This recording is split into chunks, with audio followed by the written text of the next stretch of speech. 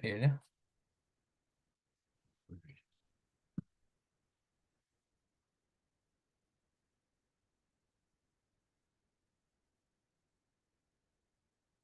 Hello, Jay-Z, parce Hello, que Jake. ça va? ça va bien, toi? Good. Ouais, ça fait.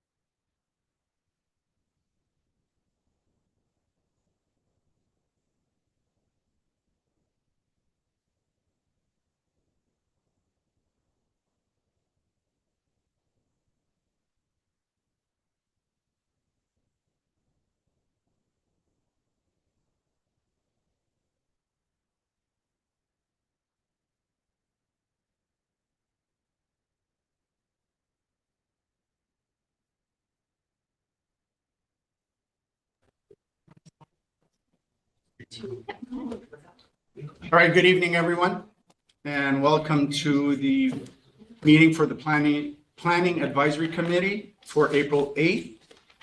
Just a little bit of housekeeping. If you have something to say or a comment, please stand up, give us your name and your address, and then we'll have you say what you need to say. All right? Sorry, 1 second. I just couple questions. Oh, yeah, if you have a cell phone, please put it on mute or silent. Yeah, even the committee members. Usually is.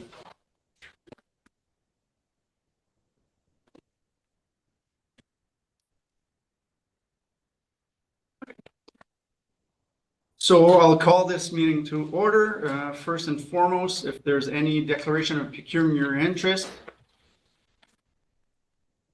Mr. Gagnon? Yes, I have it's regarding 5.2, the Dovercourt Springer Township rezoning. Okay, and we've received the information. Yes. Thank you. Okay. I have a conflict of interest on 5.3, if I'm not mistaken, which I filed the papers with the. And we have the paperwork. Thank you. All right, moving forward, we'll go to item 3, addendum and agendas. So I'll look for approval to adopt the agenda. It is moved by Dan Gagne and seconded by Kathleen Marchand. Be it resolved that the agenda for the Planning Advisory Committee held on April 8th, 2025 be adopted as presented. Any questions or comments? Seeing none, all in favor? Carried. Item number 4, adoption of the last meeting's minutes. It is moved by Roland Larrabee and seconded by Dan Gagne. Be it resolved that the minutes of the meeting held on January 14th, 2025 be adopted as presented. Any questions or comments? All in favor? Carried. We'll move to item 5, 5.1 zoning, item 5 zoning bylaw and amendments of application 5.1. Thank you. It is moved by Dan Gagne and seconded by Roland Larrabee, whereas a public meeting was held on April 8th, 2025 for the purpose of amending zoning bylaw 2014-45, and whereas no written concerns or objections have been received to the proposed amendment, be it resolved that the Planning Advisory Committee of the municipality recommends that Council of the West Nipissing Municipality adopts the proposed zoning bylaw to rezone the property at 968 Stewart Road, and more particularly shown on the attached sketch, and that Schedule F4-4 of the bylaw shall be amended by changing the zoning designation of the property, which is more particularly described as part of Lot 9, Concession 2, Part 1, 36R 12515, from rural to rural residential exception zone 6 to allow for an accessory dwelling unit. Through you, Mr. Chair, this is an application. The property owners purchased the property and then built a garage, and you can see, fortunately, a bit small on the screen here. They did put a residential unit in it. It's all kind of like an open space for them to live in while they were constructing their main dwelling. Now that main dwelling is just about ready for occupancy, they're putting an application in to keep the additional dwelling unit. Good. Any questions? Go say that to me. Questions that occurred. There's nothing abnormal to this. This is normal procedure. Through you, Mr. Chair, this is a fairly traditional zoning request that we have been seeing quite frequently recently. And this is a process we do see sometimes with people kind of building a temporary structure, a secondary unit while they construct their main one, or keeping a previous dwelling while they build it. Thank you. Any other questions, Madam Mayor? Sorry, it requires the exception because it's not, like, accessory dwellings are permitted. So why does it require an exception? So the site-specific zone is to permit it to be an accessory structure. If it was within the main house, it would be permitted as of right, but because it's in a separate building, and it's keeping the kitchen, so it doesn't really count as a sleeping cabin. So that's what the application is. Thank you. We did see, sorry, a follow-up question through Mr. Chair. We did see a request to amend the zoning bylaw overall for detached dwellings, but that was put off at that time for some other reasons. So that I wasn't sure whether that was approved on rural but not on shoreline, or whether that it never did get changed. So are you speaking to ADUs or sleeping cabins? No, at one point at the beginning of the term, we did some zoning bylaw, like general zoning bylaw amendments, not site-specific ones. Yep. So it was CCANs, and at the time that it was initially proposed, I think there was something on the table to allow for detached accessory dwellings. But I wasn't sure whether that I guess that change wasn't made at that time. And so, is that correct? I'm trying Yeah, to unfortunately, that remember. was before my time. I do know that we amended the regulations in 2023 Yeah. that talked to the ADUs, but it was just for those that are within a single detached, not, there's Okay. no new permissions for detached ones. Okay, thank you very much. Any other questions? Sorry, I'll just do one more just Yeah. for clarification. And even with this, like the dwelling is just a dwelling, it's not like a dwelling above a garage, like it's a whole separate. And it still meets all the setbacks for like lot setbacks and lot coverage area. It meets all the requirements otherwise of the zoning. bylaw. All the other requirements are met. Okay, thank you. Questions? I'm not sure. I can't see Mr. Ferrara. No questions? So I'll just see if everybody's in favor. Yep. 5.2. And we do 7.1. Oh, and sorry, if you're okay with, we'll also do 7.1 at the same time. They're both from the same, for the same situation. So the deeming bylaw, we'll put it with the 5.2. Sorry, can you just do the explanation of the deeming bylaw again, please? Yes. So just so, is that going to come when we get to 7? I can do it quickly right now. Just like, okay. Yes, so 5.2 is to amend the zoning bylaw, for the property. Mhm. And then 7.1 is a deeming bylaw. Essentially, when you have lots that are within a plan of subdivision, in order to merge them, you need to do a deeming bylaw to deem them to not be part of a subdivision. That allows us to merge so that a building can go on kind of spread over top of that whole property instead of having to do property line setbacks. Okay, thank you. Thank you. All right. So for 5.2, it is moved by Roland Larrabee and seconded by Dan Gagne, whereas a public meeting was held on April 8th, 2025 for the purpose of amending zoning bylaw 2014-45, and whereas written concerns or objections have been received to the proposed amendment and have been considered, be it resolved that the Planning Advisory Committee for the Municipality of West Nipissing recommends that Council for the West Nipissing Municipality adopts the proposed zoning bylaw to rezone the properties, and that Schedule SF2 of Bylaw 2014-45 be amended to change the zoning designation of the properties, more particularly described as lots 4 to 6, blocks 21, Plan 35, part of Lot 17, Part 1, 36R 13244, lots 18 to 22, 36M 670, from Residential 2 and Residential 3 to Residential 4 to allow for the construction of a 26-unit complex. So that is the resolution on the floor for the zoning amendment. And then, catch my breath here, for the deeming bylaw, it is moved by Dan Gagne and seconded by Kathleen Rochon, whereas the owner of lots 4 to 6 registered Plan 35 and lots 18 to 22 registered Plan 36M 670 have applied to the municipality to have the lands deemed not to be lots on a registered plan of subdivision pursuant to Section 54 of the Planning Act. Therefore, be it resolved that the Planning Advisory Committee recommends that Council for the Municipality of West Nipissing passes a bylaw deeming the lots to not be a lot on a plan of subdivision. So through you, Mr. Chair, I'm just going to pull up my screen here real quick. So this is 6 properties. They're at the corner of Cache Bay Road and Dover Court. They're currently vacant. As I said in the resolution, the proposed development on the property is a 1-story, 26-unit apartment. So we're going from an R2 and an R3 to an R4 to permit the density that's proposed and the structure. We do have a petition provided by the public, which is opposed to it with 57 signatures, as well as 2 letters which were received after the agenda. So you'll see there's a petition in the agenda package that has those signatures, and then there was a separate document provided to you. So those are the two that were sent after the agenda was prepared. There's also comments there provided from First Nations that are still kind of an ongoing discussion. So the petitions or the concerns that were in the petition have to deal with traffic, impacts of potential blasting on the site, changes to neighborhood character, privacy, property values, that sort of thing. One of the concerns that was identified in the petition was if there's Indigenous heritage on the site that may be damaged or lost through this process. We have reached out to the First Nations. Dokis has identified that they're willing to work with the developer, and I believe the consultant has reached out to them, and there's been some discussion there. Haven't heard back from Nipissing First Nations yet, but there is kind of an ongoing discussion there for them to work together to address any concerns there.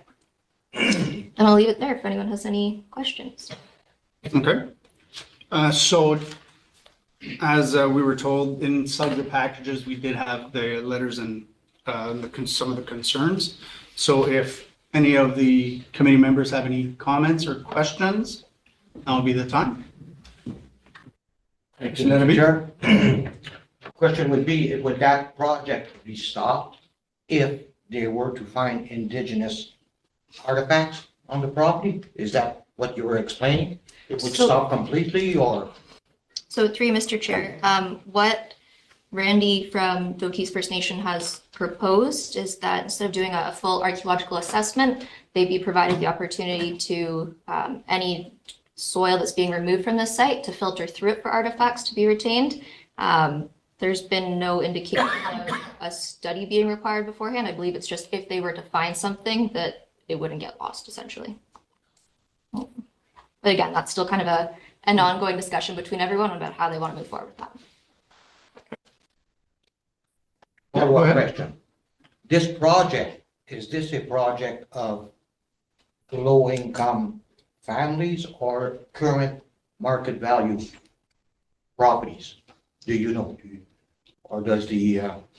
So what I have been informed is that it is an at market value. There's no low income component to it. I do know that the developer's consultant is here if you would like to, after kind of committee discusses, to bring that back up for the consultant. Okay. So yeah, to add to that, that's the information that I received also. This is not a low-income housing unit that is going up. It's to rent out to Market value. Market value, correct. Because it's true, if it would be a low-income market, the municipality would be involved in the project, so the municipality is not involved, so it's a current market value. Correct. Thank you. Mr. Fryer? You're on mute, You're on mute. Mark. You're still on mute. Is that better? That's There we better. go. Yeah, I have a question about the area that's shown as parking space. A lot of communities are starting to adopt permeable surfaces for parking instead of pavement or concrete, so that water can get back into the ground for to help replenish the water table. Is this something that should be discussed with all these parking spaces that are taking up a fair bit of land? Through you, Mr. Chair, there is an open space requirement. I believe it's 30% in the R4 to ensure that there is still some green space for permeable surfaces. It can be a discussion with the developer to see if there's an opportunity for more permeable surface treatment. My only concern with that, if this is intended to be more geared to seniors, the accessibility implications of that. But I do appreciate your comment there. Yeah, I've seen some types of materials that they use where it's almost like a plastic mesh, and they put the soil in, quite often sand, sometimes gravel, and it becomes very hard and stable, similar to concrete, but it allows the water, instead of running off into the storm drains, to actually soak into the soil. Just an idea if that might be an option or not. Just putting that out there. Thank you. All right, thank you. Madam Mayor? Through you, Mr. Chair, just while we're on the subject of parking, the number of parking spaces required is set out pretty specifically within the zoning bylaw. Yes, so And does the plan meet the specifications of the zoning bylaw? yes, there is actually, I believe, 1 or 2 excess parking spaces as visitor spaces. Okay, thank you. Any other questions?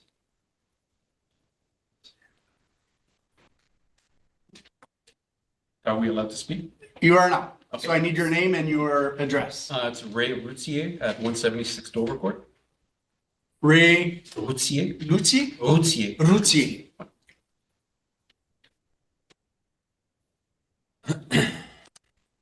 Go ahead. Thank you. Thank you. Sit down. Absolutely. Awesome. Well, thank you again for taking the time to view I'm representing the petitioners in this file. And I'm glad to see that you did receive the petition itself. In the discussions that I've been listening to right now, you've addressed a number of our topics. But we, as the residents of the area, and we canvassed not only Dovercourt, but also Toronto, Dufferin, Simcoe, Ottawa areas, we are opposing the plan for the rezoning from R2, R3 to R4. Why would we be opposing it is because, as was mentioned in the opening comments, the complex is completely out of character and not in the continuity of the neighborhood that you're planning to put it in. We have a very, very strong concern that implementing a complex of that size would devalue our properties. We also have a very, very real concern that, hold on a second, that the unit owners and that have previously purchased and built there, including myself and my wife, we built based on the fact that it was R2, R3 zoning on that property, and that was a key component to our decision-making process to build on the site that we have at 176 Dovercourt. With all that, we certainly believe that building a complex of that site, size, and nature will devalue our properties. And so that's a first. We do support the development of the property as it is zoned at the moment as R2 and R3.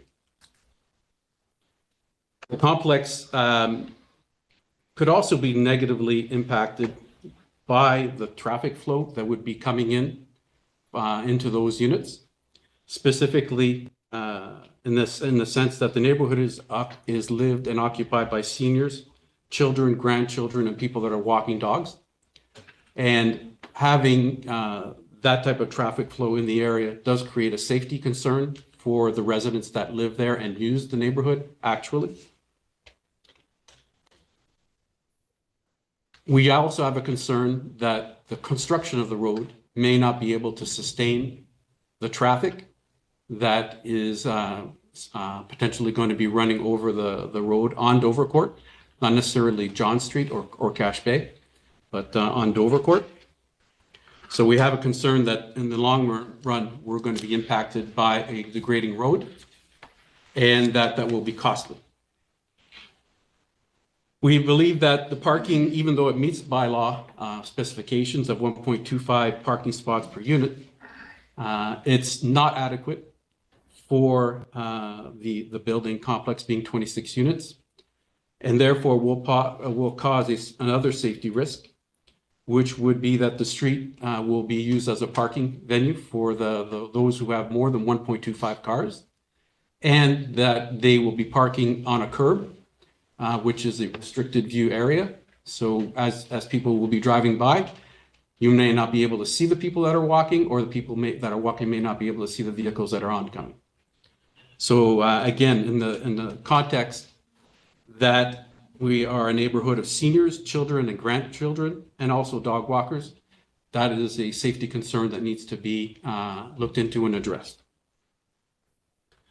We also, as mentioned in the petition, are very worried about the site preparation for that site because there is a significant rock formation on the property that unless it's, and again, if the development of the site would require some level of drilling or blasting to get rid of that so that it could be a prepared site for any type of housing, whether it's R2, R3, or R4. We are very, very worried about the risks to foundations damage, window damage, structure damage caused by the drilling and blasting activities that may be required to prep that site.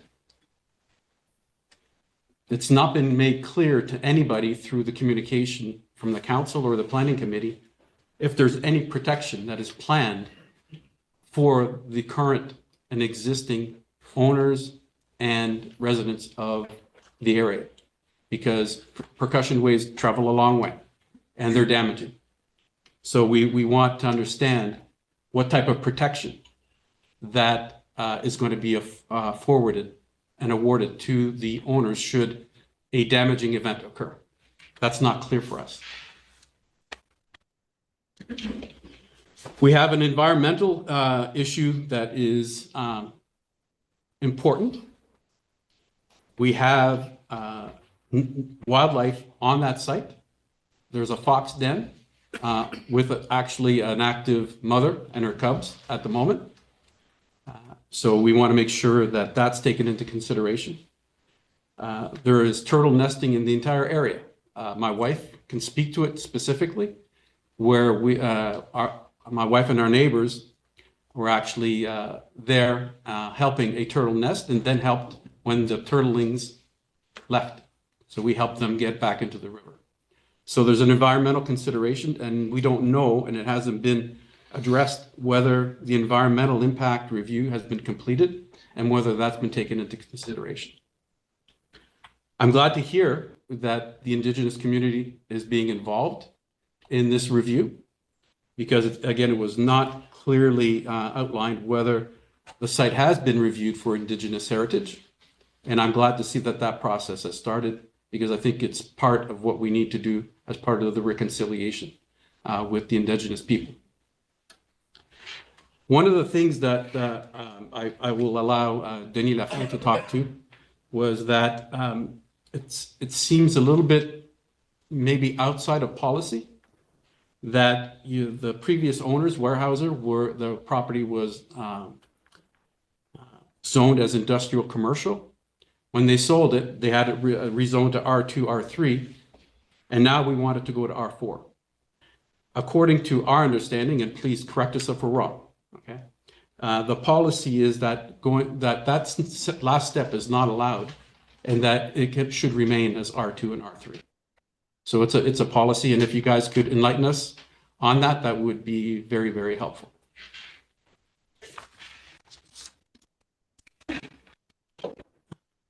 So that's approximately what is covered in the petition. What I will say is that pending the review, the residents in the area are not going to waive our rights to an appeal. To make sure that it's understood this is a serious matter for the residents that are in the neighborhood. And we certainly want to work with the council, work with the planning committee to develop the property. I think that has value for the town. We all do, but not in the context of putting a 26-unit complex on that property. Thank you. Thank you. Any questions or comments from the committee?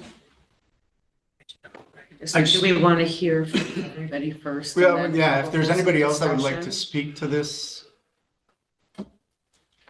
My name is Dennis Lafont. I live at 177 Dover Court.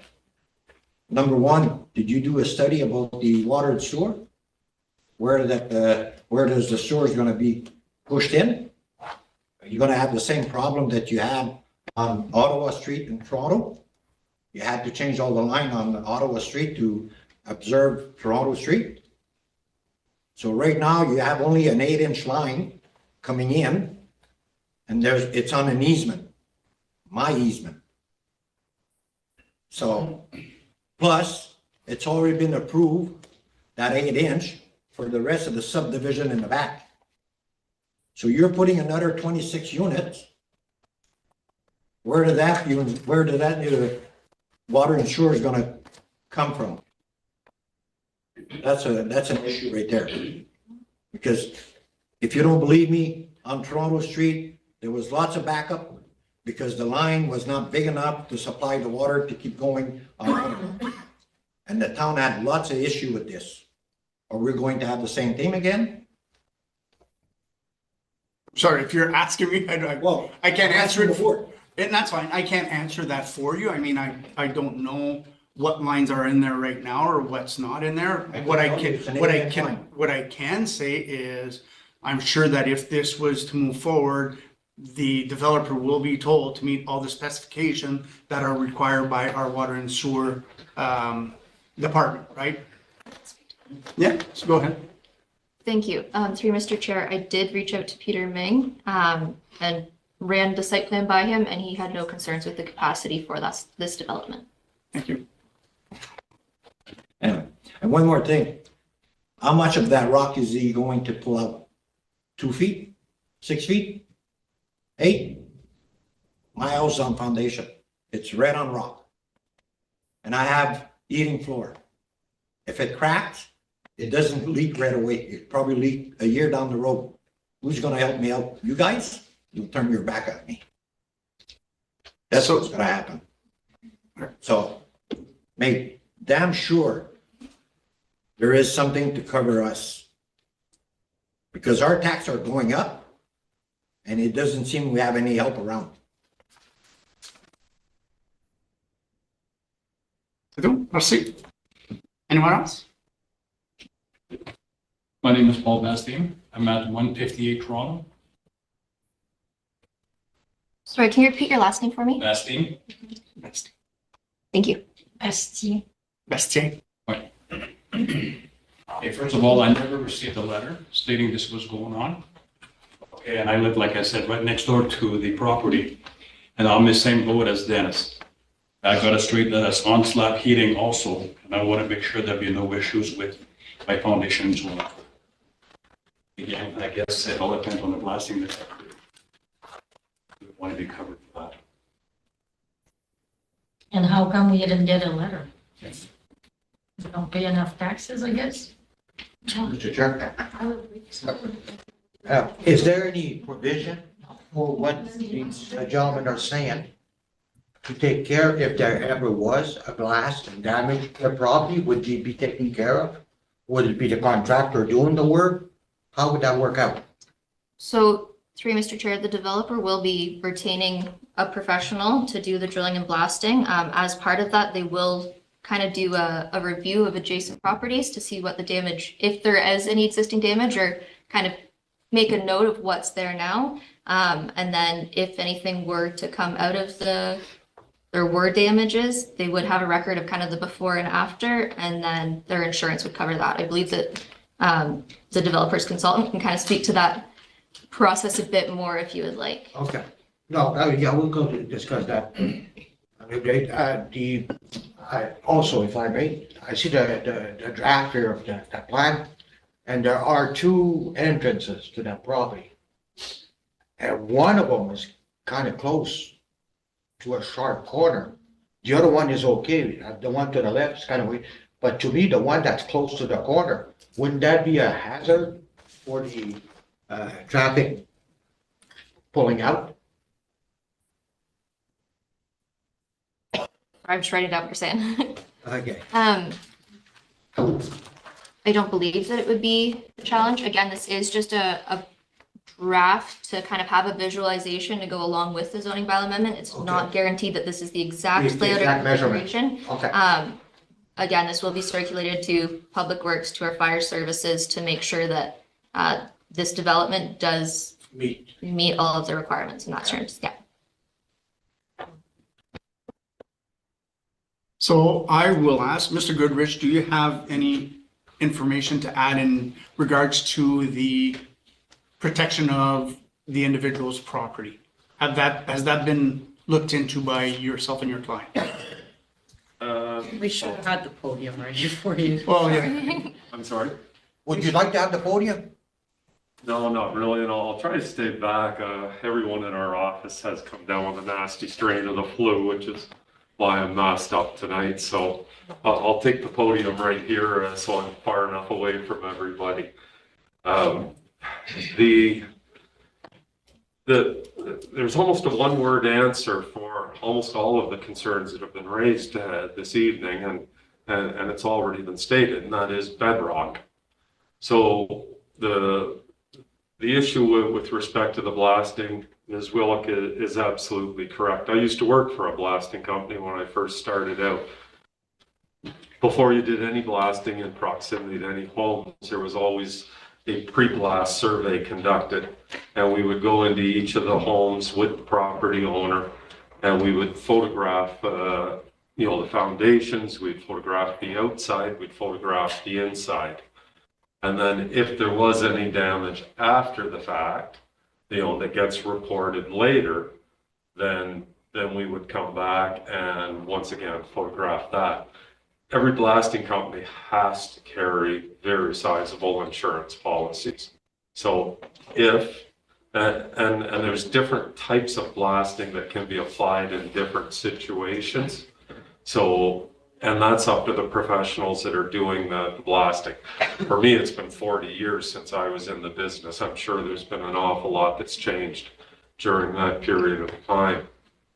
But we leave that up to the contractor that is hired to do the blasting, and we know we will ensure that they have proper insurance before a contractor is selected to do that. But even to be licensed as a blaster, you have to have insurance. It's just the way it goes. The other issue that came up from a lot of the neighborhood was the valuation of property, that this is going to be some form of low-income housing. I'm not against low-income housing whatsoever. I'm a big advocate for it, but that's not the case here. And the reason why, once again, is it's almost impossible at the low rent that you would generate from a low-income housing type of building, that unless you're getting some sort of grants or other incentives from the government, you simply can't afford to build it and rent it out at that level as a private business person and expect to make any sort of return on your investment. And that is on the most ideal of lots. This isn't the most ideal of lots. Once again, back to that one-word answer, bedrock. It's just far too expensive to develop this particular property that you wouldn't even start with it as a low-income housing. So I've spoken with Mr. Gagnon as to what level of rents these apartment units will have. And what we're looking at, there are 1 and 2 bedroom units. 4 of the units will now be barrier-free units. So since we did the original site plan that's been put up on screen, they've added 2 additional barrier-free units so that people with physical disabilities will have an appropriate unit. There's a very high demand for those units in the community. So right now we had shown 2 barrier-free parking spots. That has been increased now to 4 barrier-free parking spots, 1 for each of the units. But it's that cost of development. So the average rent of one of the 1-bedroom apartments is going to be in the range of $1,500 to $2,000 a month. That's not considered a low-income housing type of unit. The 2-bedroom units will start at the $2,000 and probably go in the $2,000 to $2,400, $2,500 range. And then if the people come in and make a commitment to rent during the construction process and want any upgrades, some of these rental units may actually be upgraded and the rents increased accordingly in order to recoup the cost of the upgrades.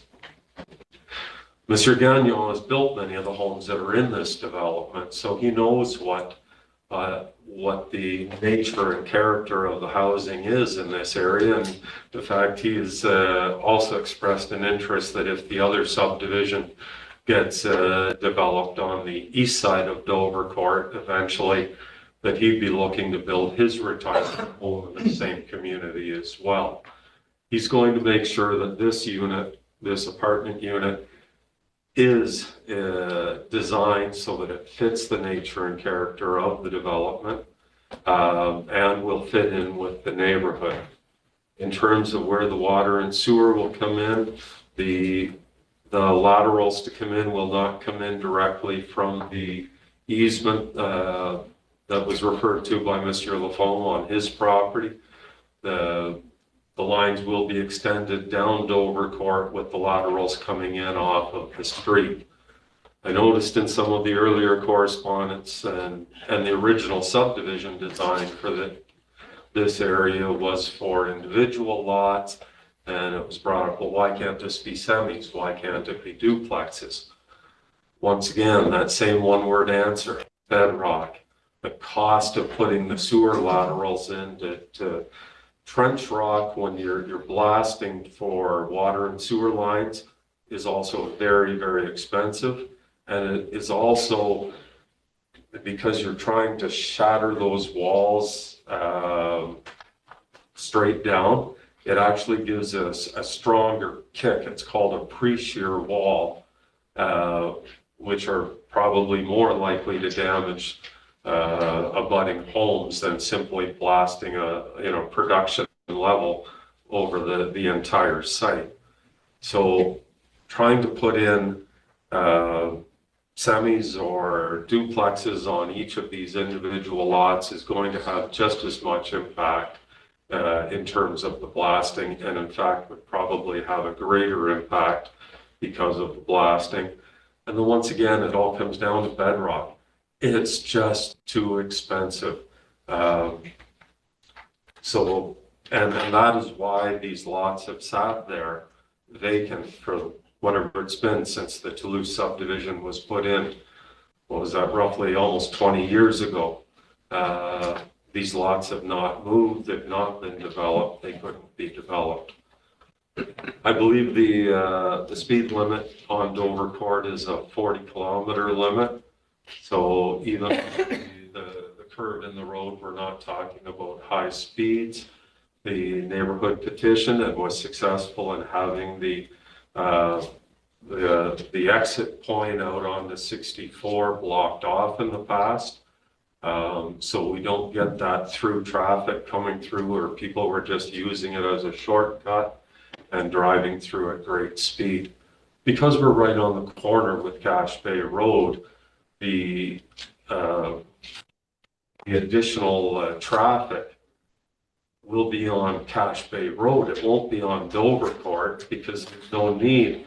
Once these people turn off of Cache Bay Road, they're right there. They're at their home already. They won't just be driving through the balance of the neighborhood. So we don't think that'll be as big of an issue. The concern with the First Nations is well founded. Anything that's close to water has a potential for some cultural significance, particularly to the First Nations. As pointed out, though, this was the Weyerhaeuser site. For many, many years, this was industrial property, and it's bedrock, almost entirely bedrock. So Ms. Willick informed me of Randy Restuel from Coquise First Nations request that they be able to walk the property and assess the property, and any limited overburden that is there to be able to be screened. We have absolutely no problem with that whatsoever. I've already reached out to the lands unit at Coquise First Nation, and we're just trying to arrange a time when we can get together either with Mr. Restuel or whatever representative is will be doing it, and we'll walk them around the property whenever, at whatever time they would like to. We are in the middle of the city. It's been an industrial site forever. If there is a fox and a den on the site, we'll try to have them trapped and removed to a safer location. But, you know, once again, foxes are not very conducive in the middle of a city with people's pets or small children. So it's probably best that they be trapped if they're found on the site. If they can be live trapped and transported somewhere else, then that would be the best solution, both for the neighborhood as well as for the animal itself. So we are looking at all of these. We are, you know, we're more than happy to work with the neighborhood on this, but these units are necessary in every community. Mr. Gagnon, although you can't stipulate that you have to be X number of years of age to live in these units, they are being specifically marketed and geared towards seniors. The concept here was that the people that had already bought homes in the neighborhood at some point in time are going to want to move into a smaller unit as, you know, their life situation changes. And that's what Mr. Gagnon's concept was for this apartment, was it allowed for a transition into an apartment living as people age. So they are being geared towards the senior population, and they're also, like I said, the barrier-free units. 4 out of 26 is well above what the province is recommending. And 4 out of the parking spots are more than what the parking bylaw requires. But since we're providing the units, of course, we're going to provide the parking for them. The 1 1/4 parking spaces per apartment unit, that's been well established as being sufficient for this type of residential structure. So I think I've covered all the bases off, but if there's any questions of the committee, I'd be more than happy to try to answer them. Thank you.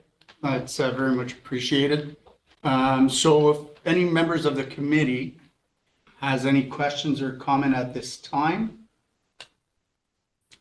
Nothing? May I speak again? If it's brief, yes. And I don't mean to rush. It's just we have another meeting that starts with something else at 7.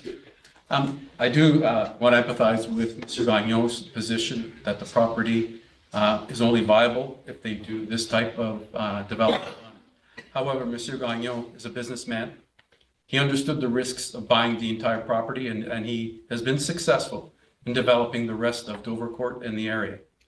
So the fact that this is not viable under R2, R3 is a decision that he took years ago. So to move to R4 is an impact to the entire community. And he's going to be given a privilege to develop a property that he bought when it was R2, R3. And he wants a change so that he can actually make a return on his investment. And I'm all for it. I'm a business guy. I do that every single day of my life, and I get it. But in this particular case, he's negatively impacting the community. Because for sure, the residences that are in the area are going to be negatively impacted by their property values with the development and installation of that type of property. There's no continuity with that property and the rest of the neighborhood. I'd like to ask the members of the planning committee, is there another R4 zone property on the west side of the Upper Nipissing River? There are none. So you're looking to create an exception, and we're not willing to allow that to happen. We're opposing it. My last statement, and I'll cut it short. We are ready to fight legally, if required, on this issue. We've already retained legal. We don't want to go that way. It doesn't benefit anybody. What we want is that our community remain whole and to remain as it is.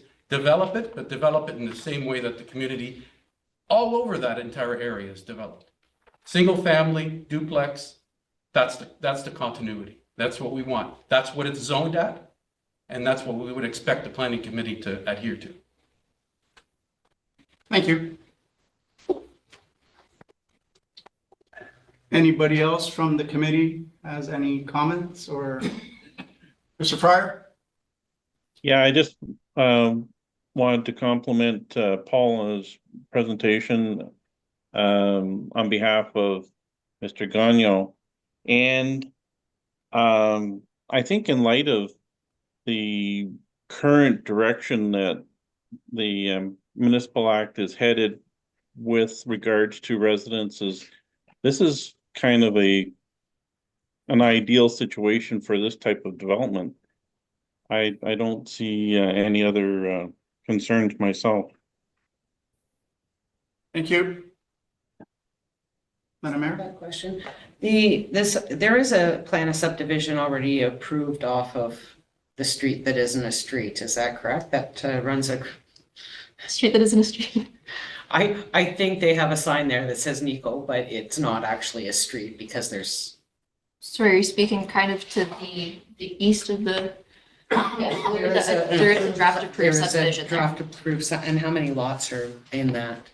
Unfortunately, I do not know off the top of my head at all. Paul, do you Is that know? one of yours, Paul? 60, 70, something like that, roughly, but 60 or 70 lots? correct. Okay, so But there's somewhere else. already an approval to increase the density in that area significantly. Correct. Okay, okay. I have a couple more questions if you'll permit me just to snowball them all. One of my concerns just on the design is the driveway entrance that is the more northerly one.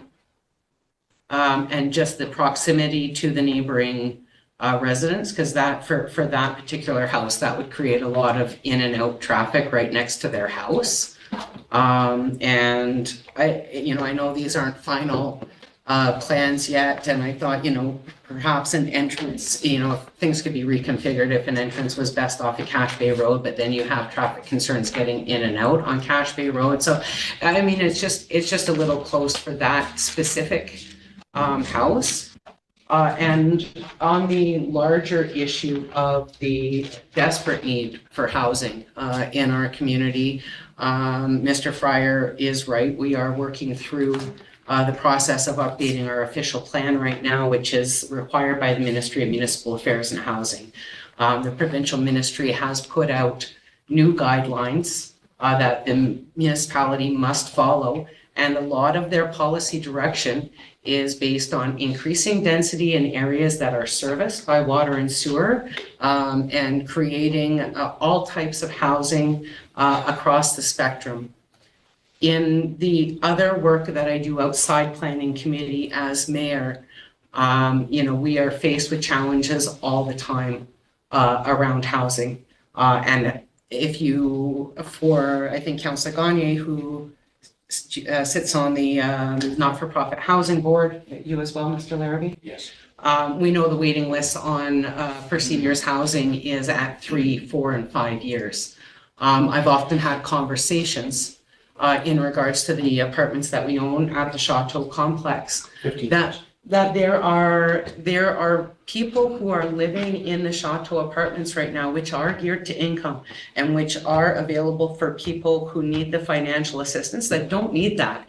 But there's no other units in town that suit their needs. And I've often said it would be great if there was some kind of private development where people who had the means to afford maybe a more upscale apartment, senior suitable living would show up, because every person that can afford not to live in the Chateau that we take out of there and put into private sector housing is a unit that opens up for a senior that is in need of units that are subsidized. And I understand the impacts to neighbors and communities, but there's also a larger picture. We have a housing study done that says we need 1,500 housing units to meet the needs of this community in the next 10 years. And so I have a really,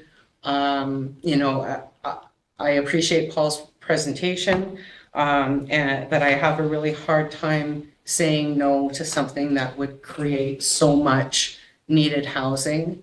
And it is on a main thoroughfare. It is close to downtown. It's centrally located. You know, it checks a lot of boxes as far as meeting needs within the community. Thank you. Thank you, Mr. Chair. I kind of could echo exactly what the mayor said.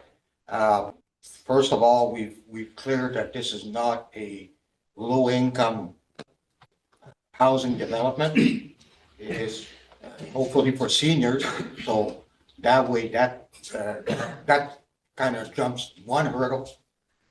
The government is really pushing the municipality in the direction to create these types of projects. And it is a need. If it wouldn't be a need, it'd probably be different, but it is a need in this community. So it's very, very hard for myself to say no to a project like this. I know it's going to impact, negative, the way some will see it, but I think the benefit will outweigh everything. Are you guaranteeing me it's gonna be only seniors? No, you can't. And don't worry about the price. The price, if low income, they can't pay. Monsieur Lafont, government will pay Monsieur for Lafont, that. on va pas juste se lever puis parler. So if you want, you address me and then we will. S'il vous plaît. Vous parlez, s'il vous plaît? Oui. Bon. So, Peux-tu me garantir que c'est un des seniors? I can't autre guarantee affaire. that. It's the developer that's gonna. Une autre that's telling affaire. us This is what he's going to give. Elle avait raison quand elle a dit que le driveway était trop proche du prochain. Oui, parce que c'est direct contre mon terrain. Si tu penses que je vais avoir 26 chars qui sortent tous les jours, qui rentrent, là, j'accepterai pas ça. so, Hein? Deuxièmement, j'avais la chance de faire des low income. Le gouvernement payait, mais j'avais pas le droit de dire qui pouvait rentrer et qui pouvait pas rentrer dans mes units. J'ai refusé. Parce que j'ai promis que c'était pour être des seniors seulement. Si tu me garantis que c'est rien que des seniors, go for it. T'es pas capable de me le garantir. okay, so, merci. And you're right. We can't guarantee that, right? We cannot. We're not the developers. We're not the contractor. All we can do is take the contractor's word that that's his intent. That's what he's gearing it to. Now, with that said, I do understand and I do sympathize with some of the stuff that you're saying. One thing that for me, and actually will be done once I'm done, my apologies everyone, but we got to move because we have another item to deal with after. No, man, good. C'est ça que tu me fais. So, no, so what I'm getting On at essaie de is, régler un problème, s'il vous là. plaît, ou tu peux t'en aller. C'est ça. Well, I'm trying to speak and you're cutting me off. Yeah, but you're So, and I trying was to just, push us up. no, I was just gonna say, I sympathize with what you're saying. And the most important thing for me is the guarantee from the developer about the protection of your homes. That to me is the important thing for you guys, the protection of your homes. I'm not gonna reiterate what the Madam Mayor and Mr. Larrabee said about the government. That's true, and we've been on that for 6 months to a year from the Ontario government. But for me, it's the protection of your home that is the most important things, right? And if the developer or the contractor can guarantee and do what they were saying about the blasting and go to your homes and verify your homes, and once it's done and something happens, that it's covered, that's the important part in my mind that you guys need to worry about. I agree with Madam Mayor about the driveway right beside your place, and I'm looking at it, there's 4 parking spots beside it. Those 4 to me should be moved over, and that driveway should be moved further. But that's something that our planner can deal with the contractor. Yes, and just to speak to that quickly, it is within our zoning regulations that if you have a residential 4 zone abutting a residential zone, so abutting the adjacent properties, there is a 1.5 meter landscape buffer required. So there will be that buffer that has a minimum depth of 1.5 meters and a minimum height of 2 meters. That will be kind of a buffer for visual and for noise impacts between those properties. Mr. Goulet would like to speak. Yes, Don. Go ahead, Don. You're muted. You're on mute. He's finding There we go. There's an updated site plan It just didn't make it through to this. The actual driveway is quite a bit lower than where it is right now. They've actually removed parking up at the top. So Thank that, like, Mr. Gagnon has been dealing with an architect, which is out of Sudbury, and they've been going at this for a little while. They've stopped now because they want to make sure what's happening today will happen, because costs are all there. But there isn't more up-to-date plan showing the concerns that people are having right now with that driveway being real close to the house. It is quite a bit pulled down. And there's no Sorry. parking left on the side. Don, just Okay. quick, the plan provided by the architect is the most up-to-date site Yes. configuration? Yeah. Okay, here, I can share that quick. But we just Sorry, move give on. me a sec. So, sorry, just for the people that have joined us, our planning committee meeting is not over yet, so we'll be moving on to the committee of adjustment in a few minutes. See that the property line is kind of course my mouse isn't there. The property, that's the property line there, Okay, and now the entrance is down here. Okay. Yeah, so it's in front of our driveways instead. Nice. Are there any traffic lights? Yeah, I'm sorry, everyone. We need to keep going. Well, I'm going to put this to a vote here, and when it does go to the council, you're more than welcome to have to come and have a conversation there. You can send a petition into council to make have a delegation and come and speak at council. What about the property devaluation aspect? We Are you can't guys gonna speak, guarantee- we can't speak to property devaluation. We can't guarantee anything about property devaluation.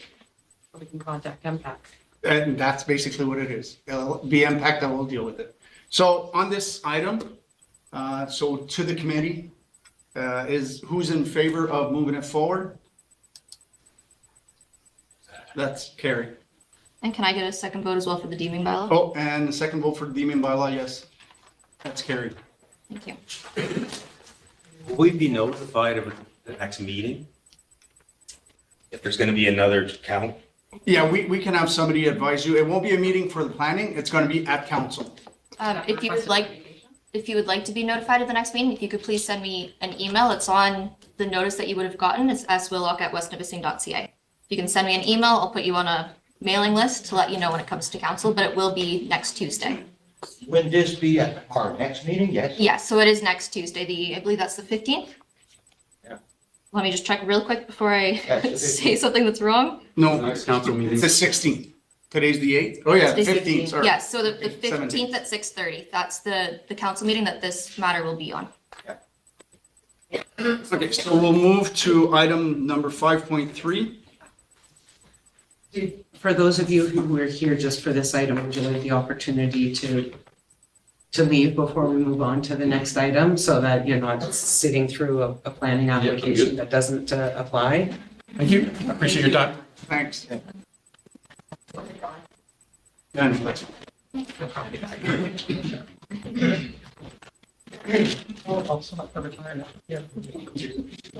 now I don't know where to put that resolution.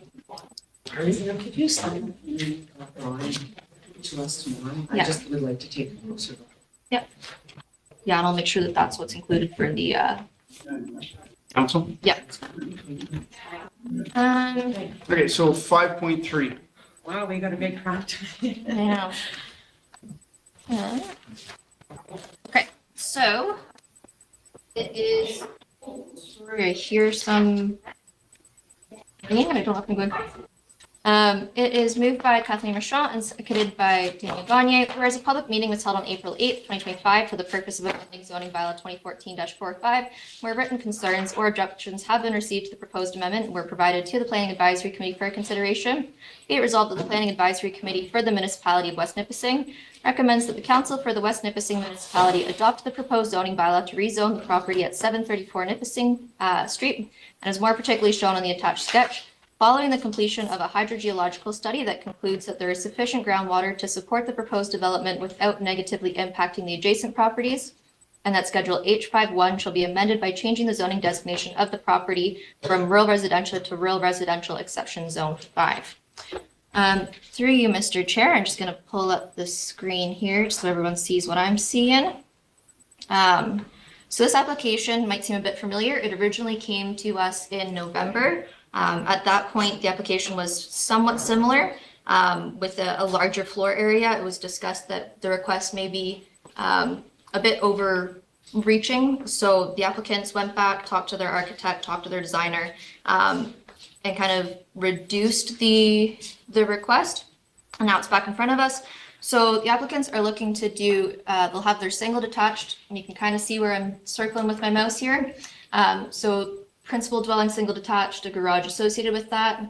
And then in this accessory building, the main floor is a home occupation, which is a martial arts studio with 2 one-bedroom additional dwelling units on the second floor.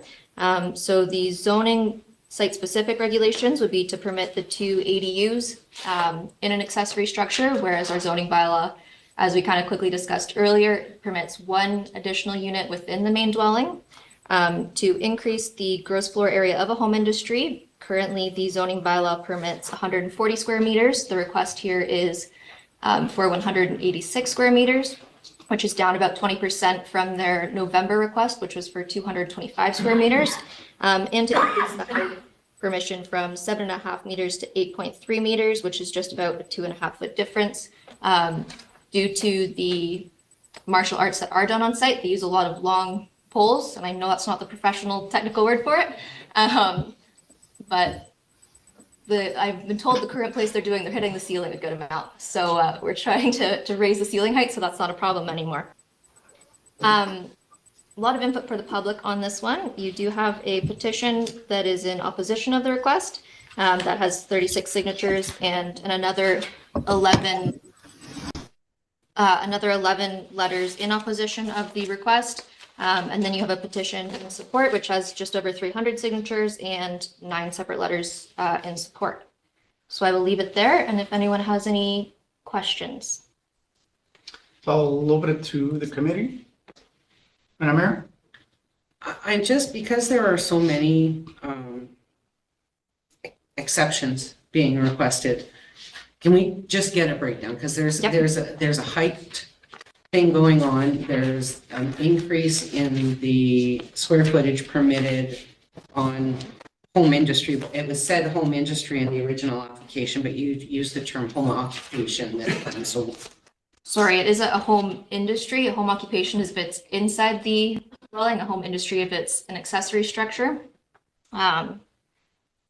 Sorry, did you want to say anything else? Do you want me to jump in? No, well, so it's the square footage exceeds what's permitted by in-home industry in a residential as an accessory use. Yeah, so actually page 6 of the staff report has a quick 3 bullets which shows it. So yes, so you're increasing your home industry gross floor area from 140 square meters up to 186 square meters. You are permitting 2 additional residential units in a detached structure where your bylaw permits 1 in the main dwelling, and you're increasing your accessory structure height from 7.5 meters up to 8.3 meters. Yeah, go ahead. Thank you. In your report on page 42, I just want to be clear on understanding these tables. So the land use categories, we have 4, and that is throughout the municipality, and that's urban settlement, rural settlement, waterfront, and rural. And then, and those are just large areas. That doesn't signify that the zoning on the individual properties. So within each of those areas or districts, each individual property has its own zoning as well. Correct? Yes. And so these tables are supposed to refer to the permissions based on what zone it is within what district. So through you, Mr. Chair, your official plan is implemented by your zoning bylaw, but that doesn't necessarily mean that this table says if you're a commercial zone in the zoning bylaw and a rural district, this is kind of where you fit into. But the intent is that, yes, there are kind of like when we're talking commercial, that is more generally what you're going to see in your commercial zones. Because, well, I'm just confused because the table is here for commercial uses within the rural district.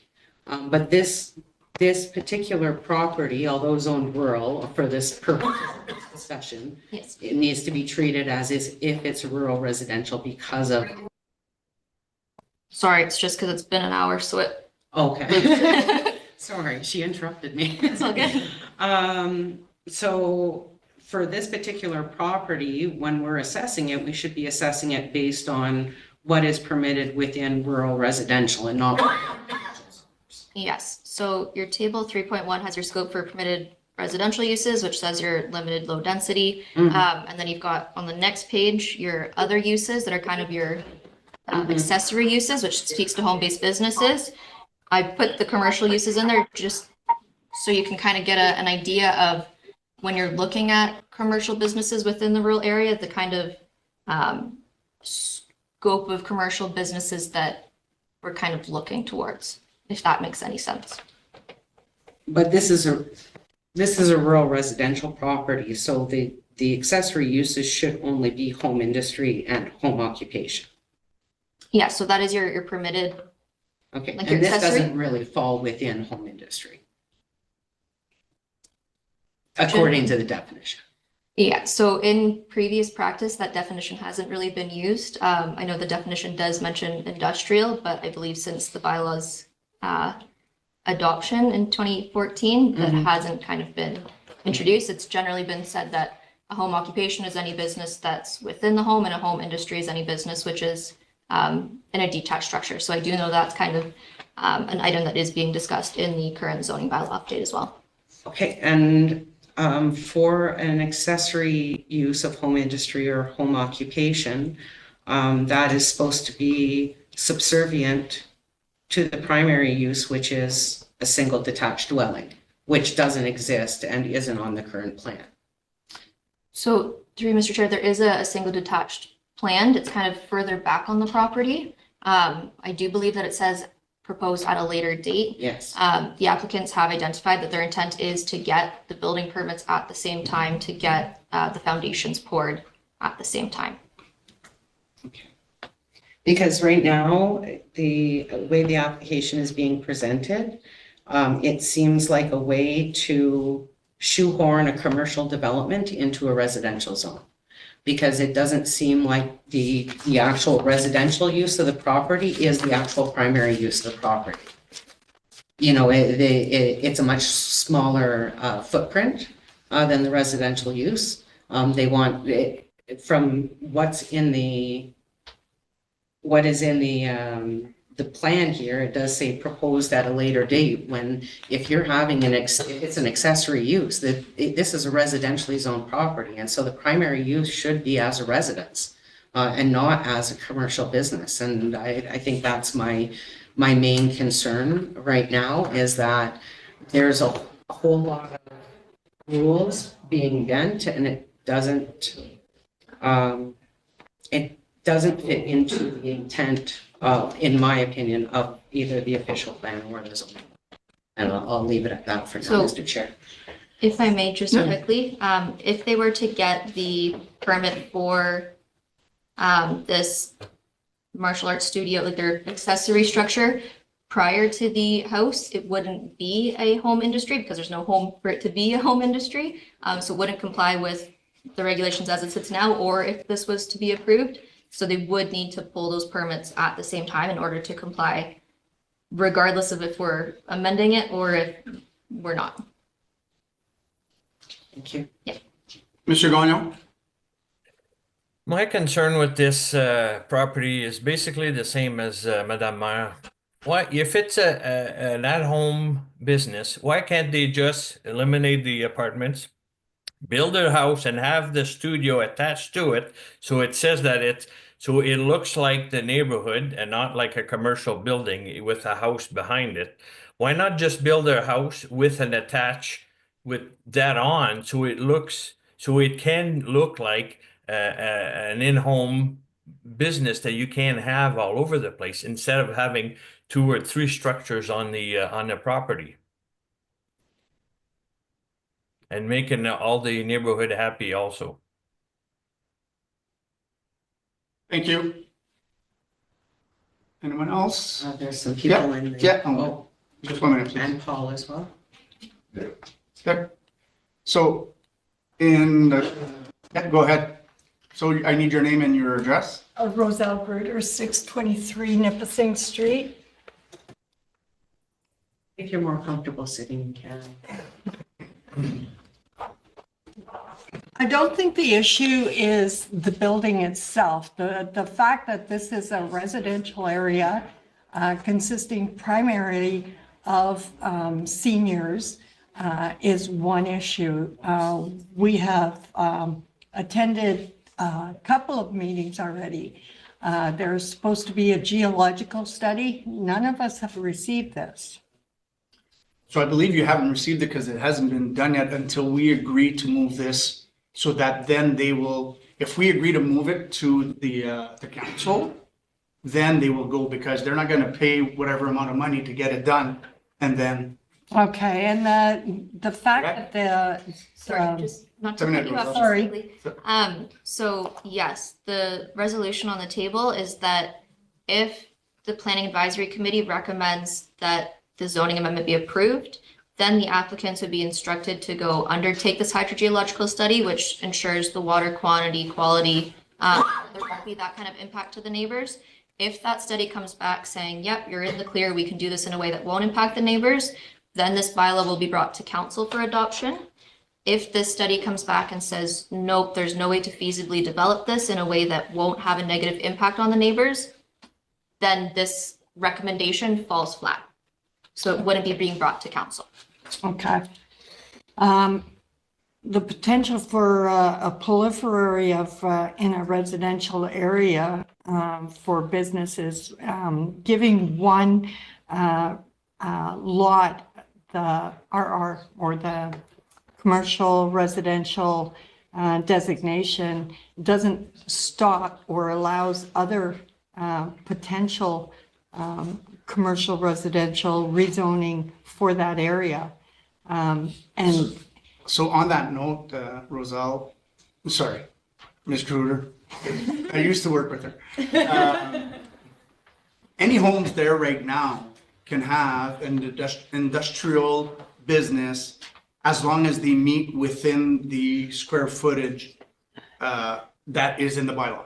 So your home can have all those homes, right? So what is being asked right now for this to is to rezone. be bigger, right? So it's not the rezoning, it's that to make an exception, correct? So that the building will be bigger. So yes, just to kind of reiterate that, every property on this strip of Nipissing is a rural residential zone. So every single house on this property, if they wanted, could have an accessory structure that's 140 square meters, which I believe is just over 2,500 square feet, could have that and have a business in there, and that wouldn't require zoning amendment. That's an as of right permission.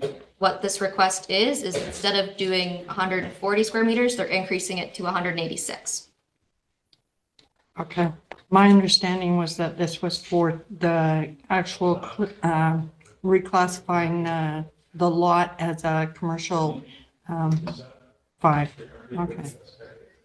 Okay, I still object in a way that this is going to kind of be an eyesore for the neighborhood if it's that big.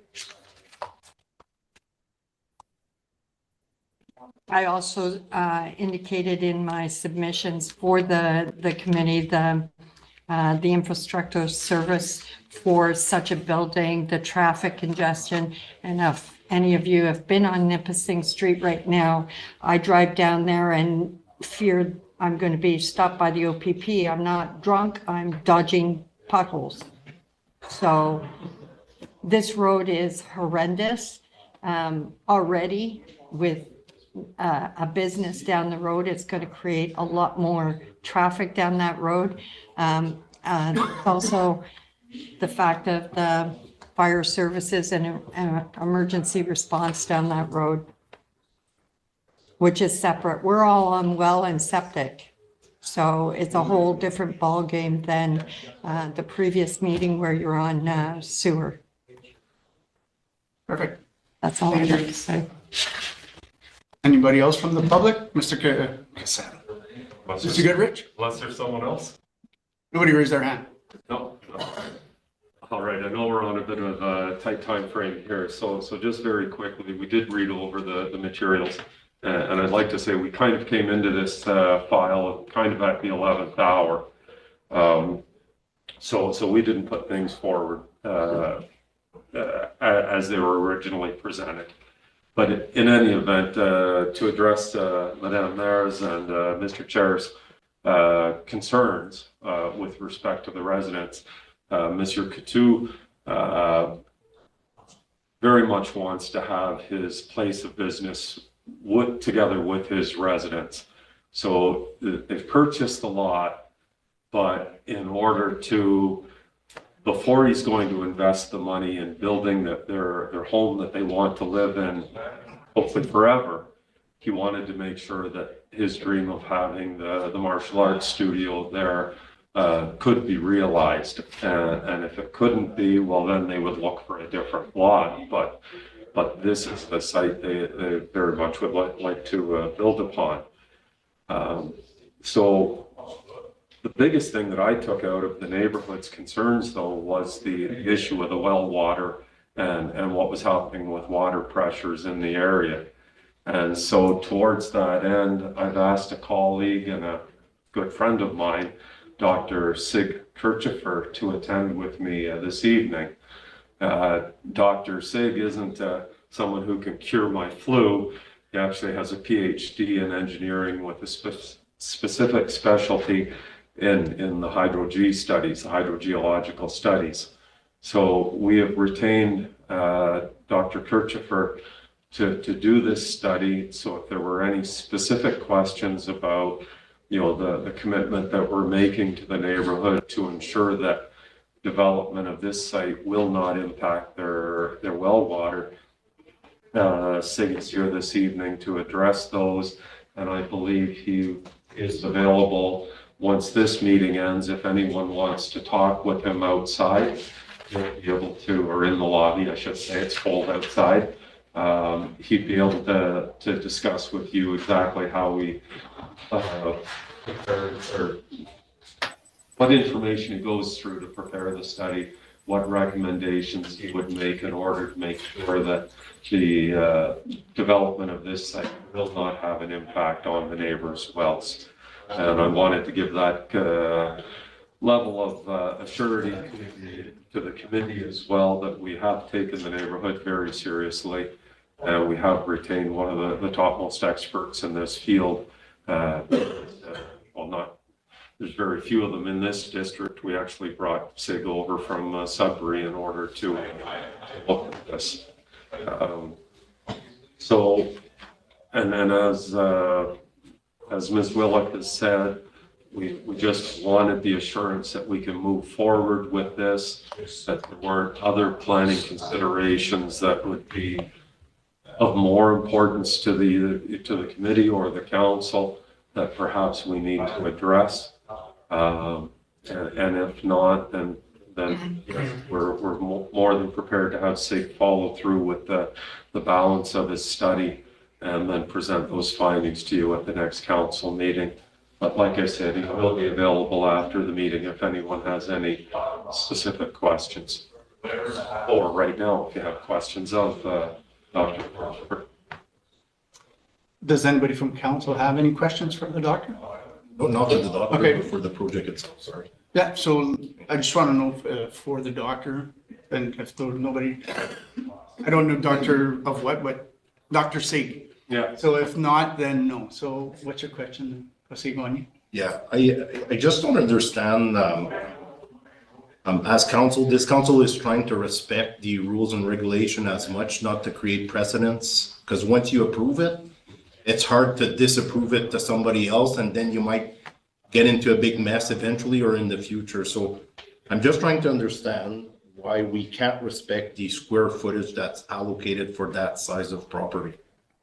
And I think part of that would be for the amount of separation for the children that are or adults that will be in the facility themselves, and for the type of facility it is, what sort of ground space is necessary.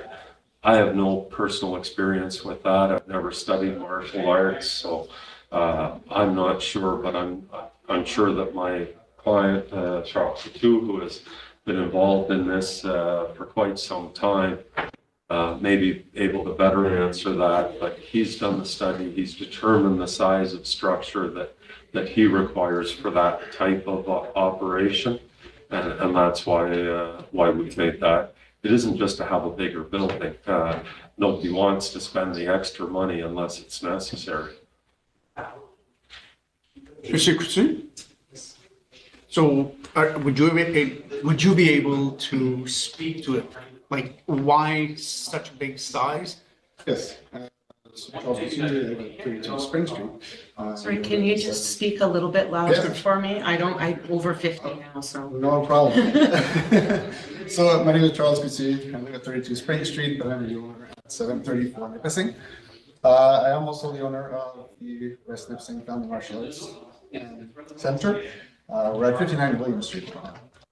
The current building that we have now, where we are providing martial arts to the community, is 2,000 square feet, which is what we were asking for. So I don't want to have a place where it's going to be smaller than what the students are already used to. And, you know, we try to limit our class sizes because of the size as well. And to have it smaller, you know, we reduce, especially for safety and stuff like that. We like to try to keep the kids apart when they're practicing stuff and that. So we want that. And also the height that we're looking for as well, because of the type of martial arts that we do have long sticks, which we call them, we call jangkwangs. So we need that space for that. So, and the other thing too is that we were asked to speak with an architect and to design this building. And we're looking at, you know, adding like non-barrier, barrier-free washrooms, which take more space, and the change room area, or office area, I should say. And so, you know, I don't want to go into a smaller building for these kids. You know, I want to make something better and nicer for them. And I've been practicing martial arts for 40 years now. And, you know, it's always been my dream to help the community. And, you know, I like to give back because it gave me so much. I became a high school teacher because of martial arts. And I think it's important for, you know, the kids and you know, people in the community too. So it's my way of giving back too as well. So that's the reason why we want, you know, the bigger space. You know. So we have reduced it, you know, because we had our first proposal. You know, wanted an office upstairs and a change room upstairs. So we decided, well, okay, we'll just remove that. So we did decrease the amount of square footage for the commercial part. Okay. Thank you. Yes. Paul Healy, 725 Nipissing. Still have a concern for the area ourselves. We're a very quiet neighborhood down there. Moving these apartment buildings in there as well. And I get what you're saying, Mayor, the push is on for the ministry to try and make more homes in the area and stuff with water, with sewer. This is not, okay? We're in an area down there that we got you know, all seniors down that street. We're gonna get traffic flowing in down there. He's made a comment that he's trying to make it better for the students and things like that. I love that. He's telling us that he's in a 2,000 square foot area now, and he's going into a 2,000 square foot area. It don't make sense to us. The apartment proposed, house built, to me, this is going to be passed. There is not going to be a build. His business is going to expand. I haven't seen anybody in business yet that hasn't said, I'd like to see our business grow down the road. And that's going to happen. It's not going to stay at the 10 to 15 kids that they're proposing. We're not stupid about this. This is a business. down the road, it's gonna grow. And I'm gonna see way more traffic. It's gonna get harder down there. And we down there, down our street, we've all put the petition in. We don't want this in our area. We'd love to see a home. Bring a home in there, not a problem. That's beautiful. Make it respectable like everybody else. And then you're coming in to change the zoning area to an RR5. Where does our taxes go with that? I know you can't answer that, but you know where it's gonna go. So I'm proposing that this do not change our area. And we have to stand up that this is not any change from what he has in town. It's just a new build, which we don't want. Bring the kids to the area that you're in now. Keep it there, but don't try and change a residential area. Thank you. Thank you. Yes. Ron Giroux, 733 Nipissing Street. I'm the person that ran the petition down from Kinnett all the way down to Marlow. I was able to reach 26 houses out of 23, and everybody signed the petition against the development of a commercial property. No, he's not changed anything at all about the building. The building's still 4,000 square feet. The dimensions of the building hasn't changed at all. You know what I mean? Now, the house is going to be built at a later date. It's just going to be 5 years on the road, 10 or never. Like Paul said, it's probably going to be never. Like, we're not stupid. We know what's going on. I got a great concern about the volume. Mr. Goodrich here was good enough to tell us that they need a bigger place because there's a higher volume of kids. So right away, he's telling us that it's going to be an extra volume of people coming in and out of there. We don't have the services. Like the provincial government wants you guys to build new places for residential. Fine. As long as there's sewer and water available. There's none down there. We're on wells, we're on tile beds. There's no storm, there's nothing. We don't even have sidewalks. Got no street lights. If one of those kids ever walk the street and get run over in the middle of at 9 o'clock at night there, who's going to be responsible? Who's going to have that on his conscience? You know, like, I mean, you got to be fair about this. This is a rural residential. He's allowed to build a home, go right ahead. I got no objection to building a home. Like Paul said, as long as it's, you know, presentable or acceptable to all, but not a commercial building. Because you create a precedent and then after that, you'll never be able to stop it. Thank you. Thank you. Yes. Hi.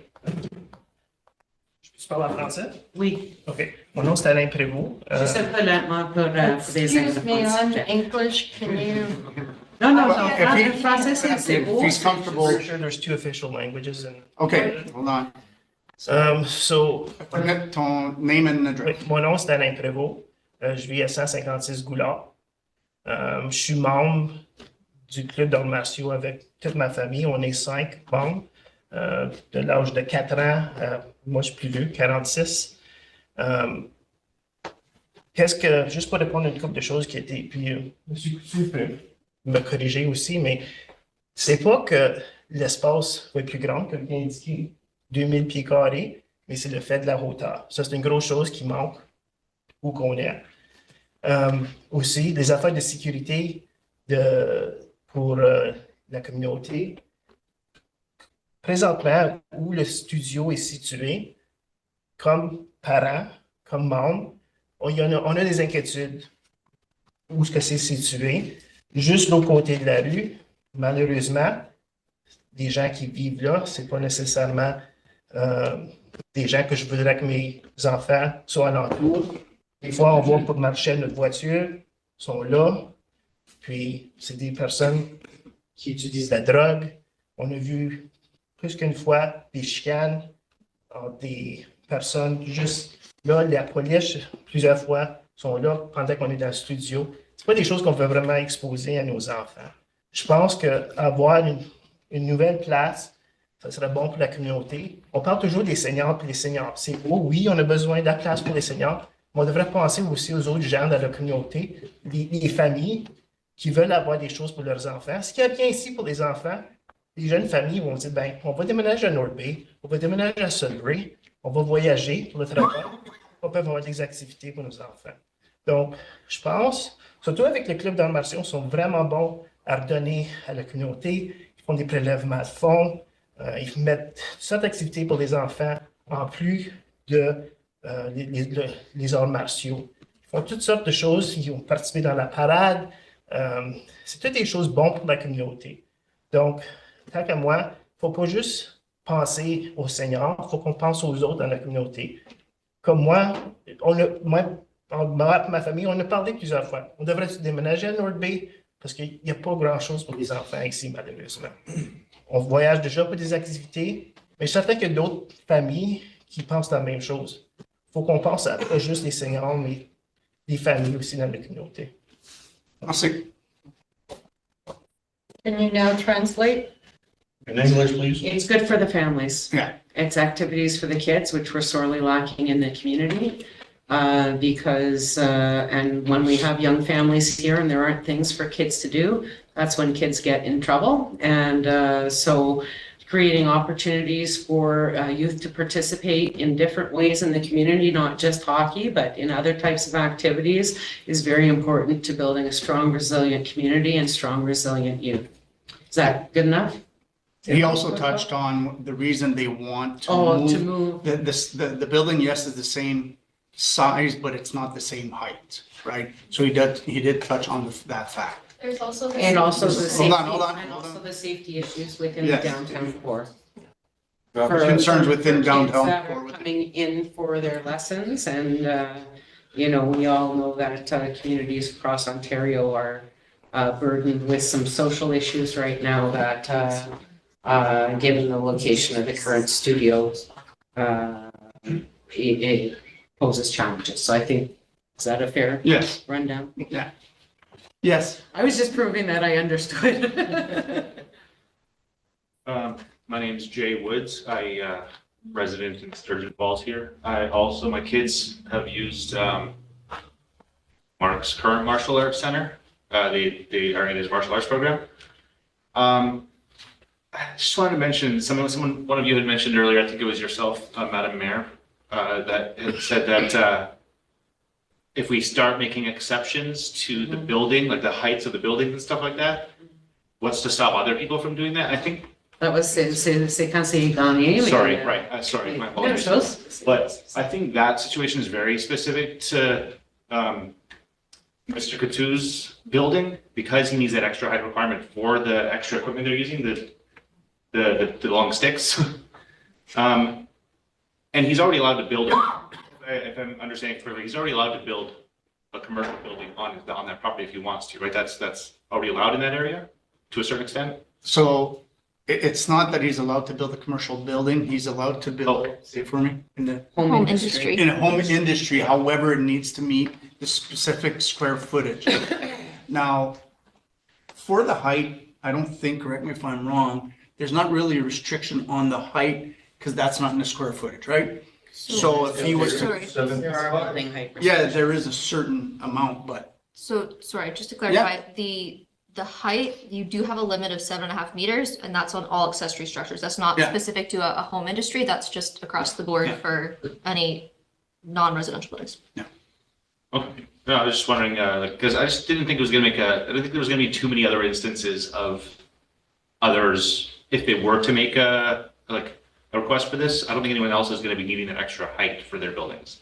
I think that's very unique to Mr. Coutue's situation, so. Thank you. Oh, and my family really enjoys their martial arts program. So if there is no other question, yes. My name is Elena Levy. I think I heard that there was a concern about traffic volume, but the business hours for this martial art is only from 6 to 9. And I don't think they operate on the weekend. So the volume of traffic, I don't think is going to be a concern. Thank you. So any other questions from the committee itself? So I'm just gonna put my 2 cents in. My biggest concern, and I appreciate, my son did take karate when he was younger, and it's a fantastic learning. It's great for life skills for these kids. My biggest concern is the fact that the home's not there yet, right?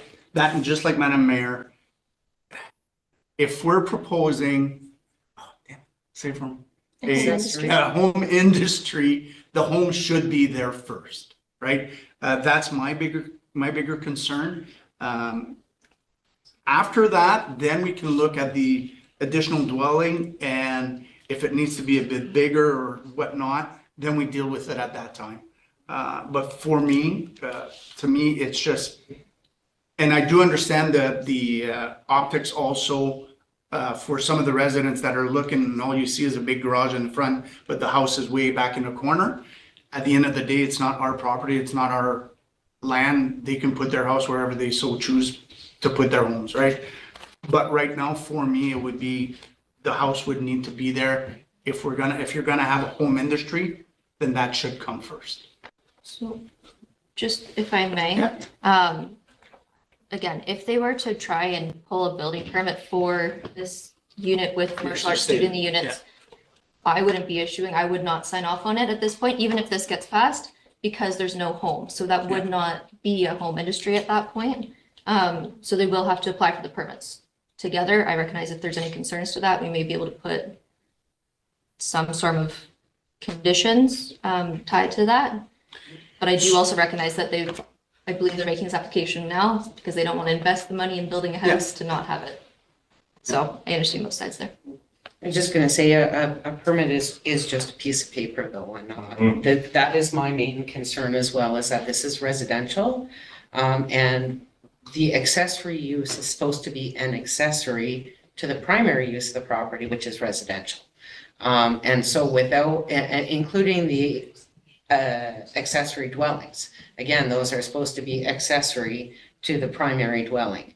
So the only way that I would be comfortable approving this is if the home were built before the permit were issued to start construction on the like that the home is the primary use of the property. And because I think that otherwise it is really just a commercial zoning application that's not in a residential. Yeah, in a residential zone. And okay, so If I could? one last statement, yes. Oh, thank you. So what I'm trying to understand is, the fact that we're pulling the permits together, the idea is that we're going to be building both, fairly close in time. If we're building both at the same time, is that feasible? Does that work? If I may, Mr. Chair, again, it would have to go through our CBO, but my thought would be that we wouldn't be able to issue we could not issue the occupancy permit for this accessory structure until there was an occupancy permit, or not, sorry, the permit, the inspection for that house, so that they could build both at the same time. Maybe they have this part being framed today, this part being framed tomorrow, but still ensuring that they don't have an operating business without a home being there.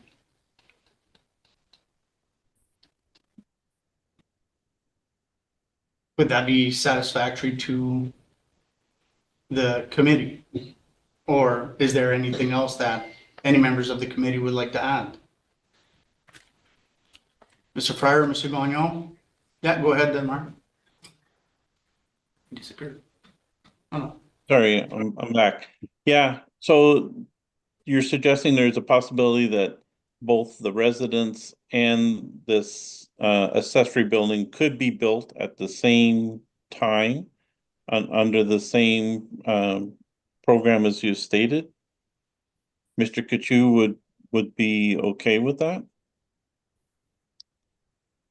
I'm trying to see which. He's trying to do math. Well, and I believe we can get this, passed, because Because, and I believe, Mr. Fryer, what the clerk was stating is, even if for the house isn't complete, but the studio is, they wouldn't be provided the occupancy for the studio until the completion of the home, if we put that into our recommendation. Okay, so then that way Mr. Kachu would have assurance that he could build the studio because he would be building at the same time as long as he was able to get his residency completed at the same time or prior to. Correct. If we put that into our recommendation. Madam Mayor? I'd just like to assure the residents as well, it's still based on the hydrological surveys. Absolutely. Yes. And you know, not to grandstand, it's, you know, it's difficult because you want to respect the neighborhoods, but we also want to support small business owners and support activities for youth in the community. So it's really trying to find a balance of compromise. It is, and I understand what Conseiller Gagné was saying earlier also, with the fact that we really tried to avoid exceptions, right? And the fact that it's 1,400 or whatever, 140 square meters, I believe, yes. Which is, which there'd be no questions, we wouldn't even be here with the exception of the water concern. But instead it's 160, 100 and what? 86. 500 square feet more. Eh? It's 500 square feet more, right? Yeah, and that, yes, and that's, so, and that's some of the concern, right? So on the other hand, if we reduce it to 1,500 square feet within the size restriction, is that also a possibility?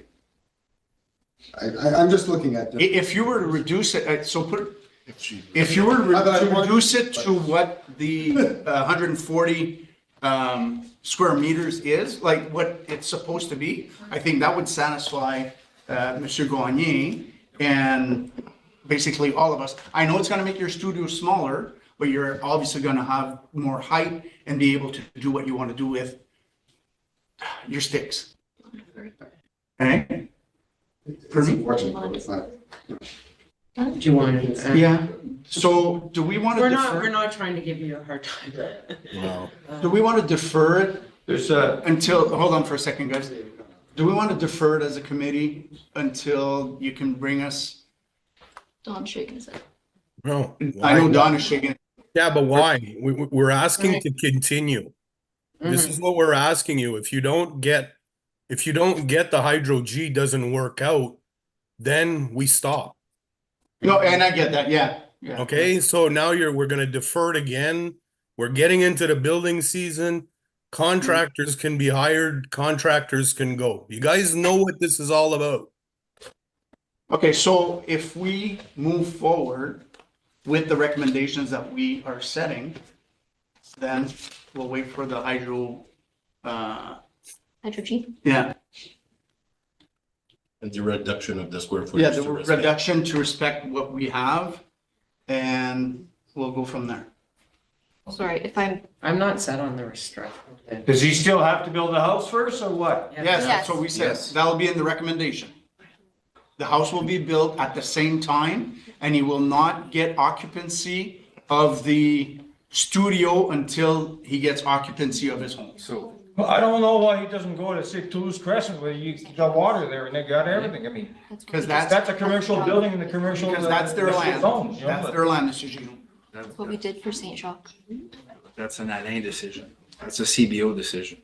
As Yeah, far so as it can be brought occupancy. to- Well, not, I wouldn't want to dictate to the CBO what the occupancy is going to be. He's going to dictate that.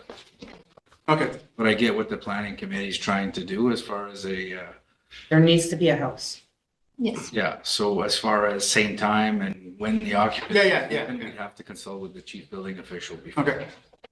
That's all I'm saying. But again, you wouldn't be able to issue a permit for the accessory structure As and- per, without having the house at the same time or before. And if I'm not mistaken, gentleman goes down to the 140 square meters, he doesn't even require permission at this point. Yes, he does, because it's still a height and it's still. With the height, It yeah. still needs to be an accessory to residential use. He would still, You can't build a garage on I mean, by our zoning bylaw, you're not allowed to build a garage unless you're constructing. Right? so if they were to reduce to the 140 square meters, they would still need the zoning amendment to permit the additional units and to permit the height increase, but not to permit the business itself or the size of that business.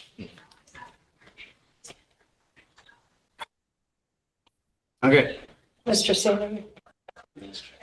You do realize that on top of the studio is 2 apartments? Yes, we do. So you're including that in your decision. So in essence, we're going to have this big building with apartments and a studio in a residential area of seniors. Just so you know. Okay, so do we need to amend? If that's what committee requests. Mr. Gagnon?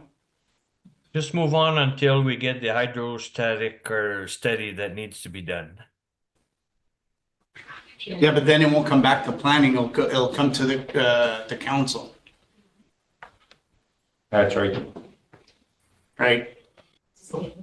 So I think we need to amend a resolution to include that the studio, if you want to call it, we will move this forward to council so that they can get their Hydro G done if, with the recommendation that the studio will be in line with our guidelines and that both buildings will be You should get constructed. agreement on that, because I don't care about the size.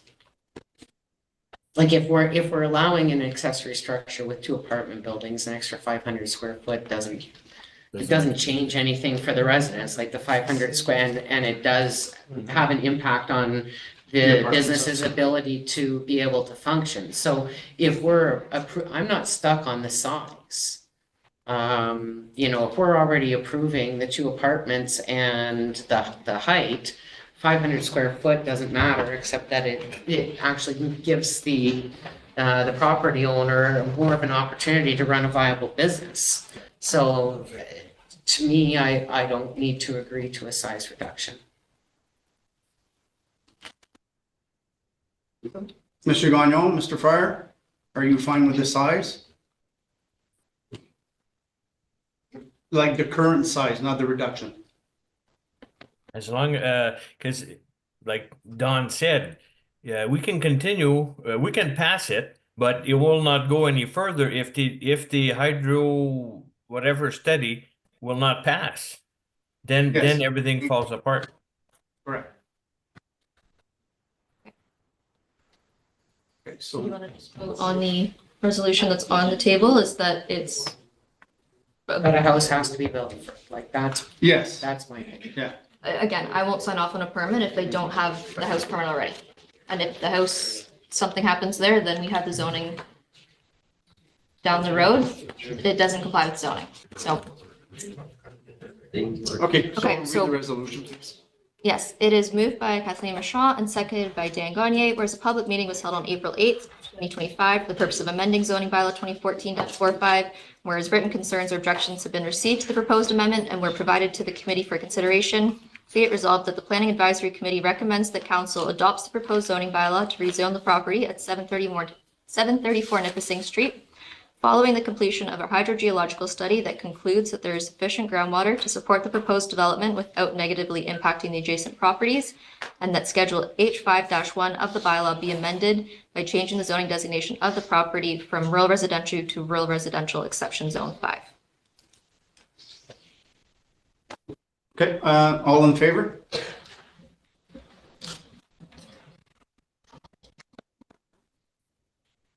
Green, carry.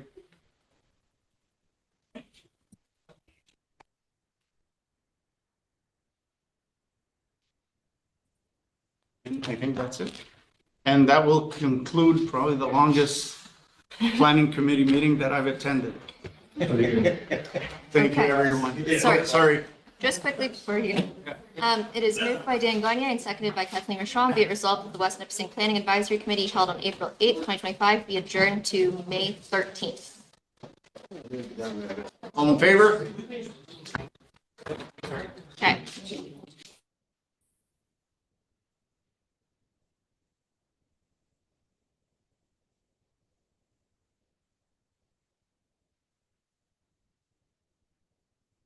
You taking 5 minutes or?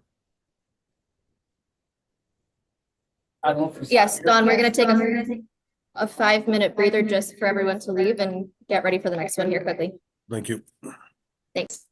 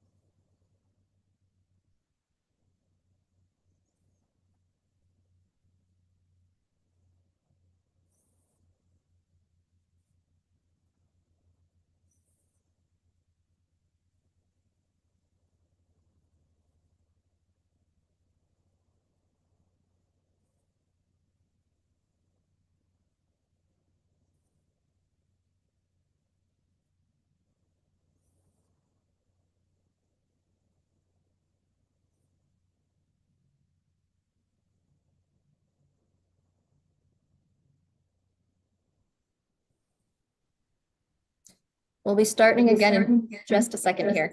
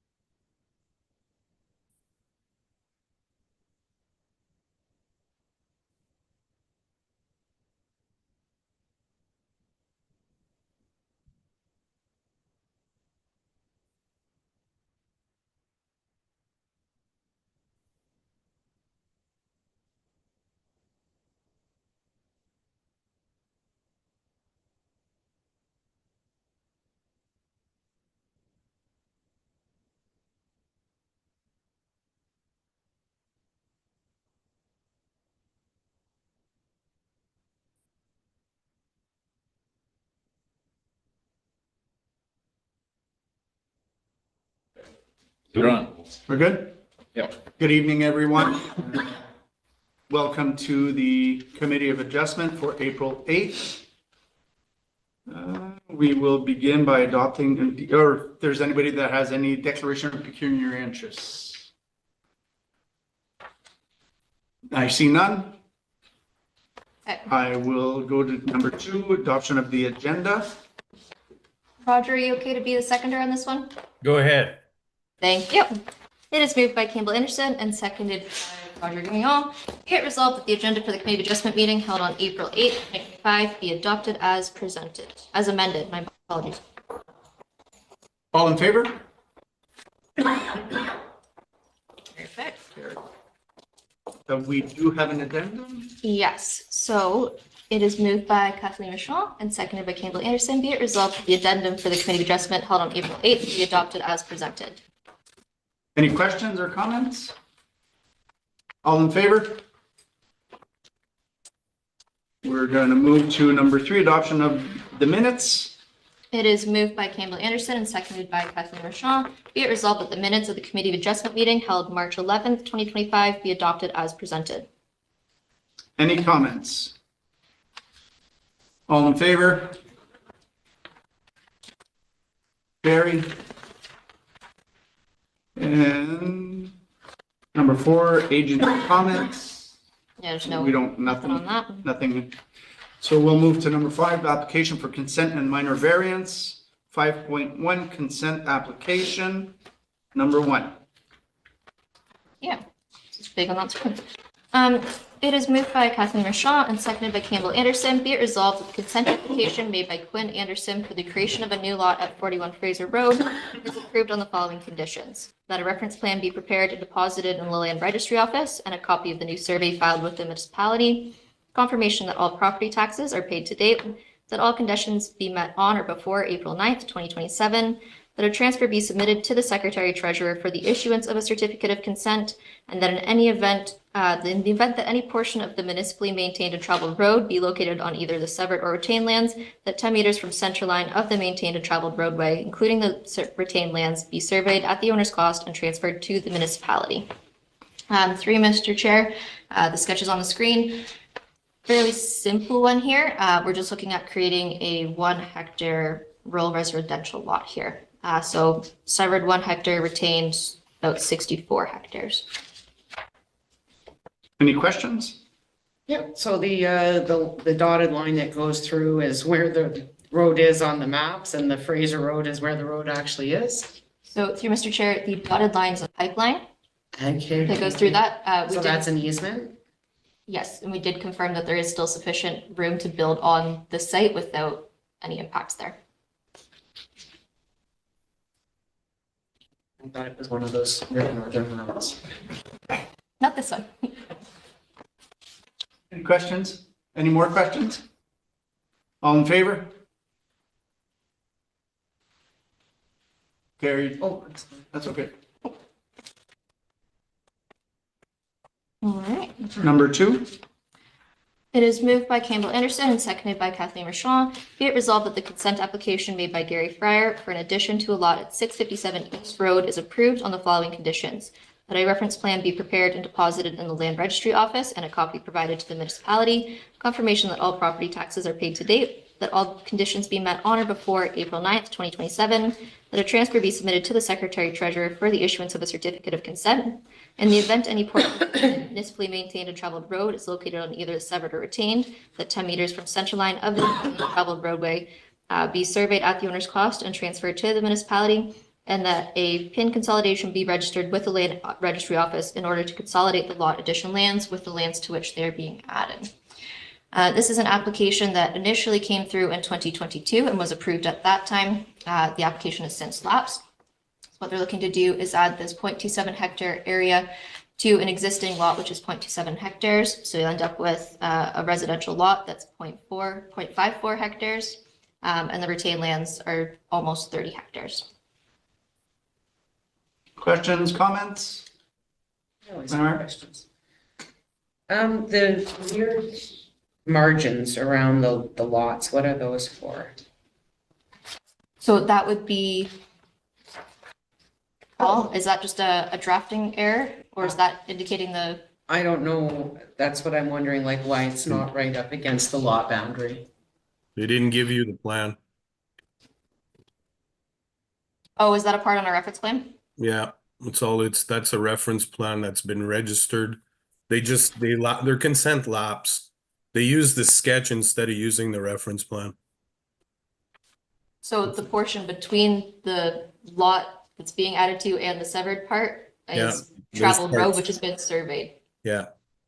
So that will be given to us. Yeah, that's that little gap in between. Okay. And the one going north-south is in case they ever want to put a road down there? Or? No, there actually is a road down there. See, it's called Morley Road. Oh, yes, okay. No Morley Road. Thank you. Okay, thank you. What's Any other the questions? minimum lot size for building in the rural area? Is it 1 hectare? 1 hectare? Is it 0.4? The minimum lot size for a rural residential lot is 1 hectare. However, if there's an legally existing lot, you are permitted to build on it, provided you're meeting those setbacks. So they're just making an undersized lot better. Mark? I understand. Thank you. Yeah, I'm not on the committee of adjustment, but I can speak to that as it's my uncle. He's trying to help fix a driveway issue with the existing property that's there, which was his aunt's, who passed away almost a year ago now.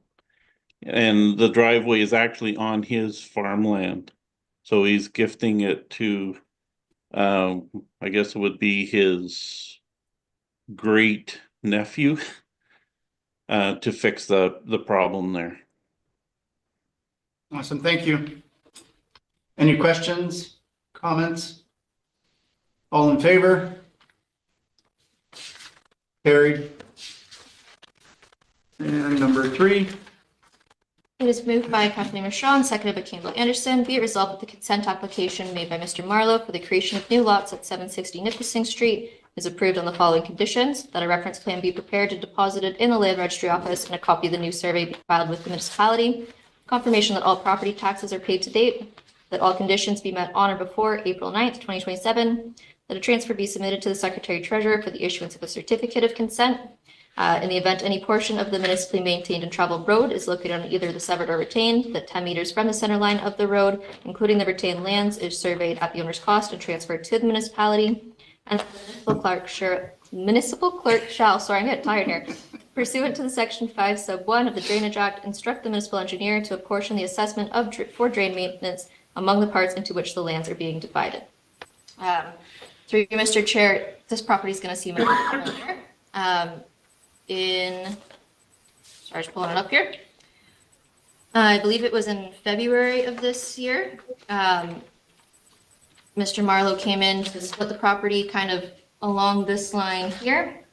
Now we're looking to create 2 residential lots out of what was initially the retained. So the retained here is going to be 1.8 hectares. Each of the new lots is 2 hectares. And I have a feeling I can read a mind here. So I will say that it has been practiced over the past decade or so that generally the maximum number of lots out of a property is 3. So this does meet with what we've previously done. And do we have the amount of time you can sever a lot? We do not currently. Okay. That is proposed in the draft official plan. Okay. Any question? Am I seeing 3 separate lots? So there's a lot that has existing buildings, and then there's 2 lots, one of which will now front onto Marlowe, or will both of those, the blue and the red, front onto Marlowe when they're developed? Yes. Okay. And one will front on Nipissing, or it's there right now? Yes, so the yellow is the retained, that is the existing residence that's there. So that will be the retained, which continues to front onto Nipissing. And the 2 residential lots that are coming out of that will front onto Marlowe. And so the entire area where the yellow, blue, and red are contained was a severance that we looked at A couple months ago. It wasn't that long ago. It was sometime this year, so I Yes. believe it was February, yeah. Okay, so now we're up to 4 lots there. No, so now we're up to 3. So you've got your pink, your blue, your gray. Those are your 3 lots, and then you've got your yellow, which is your retained.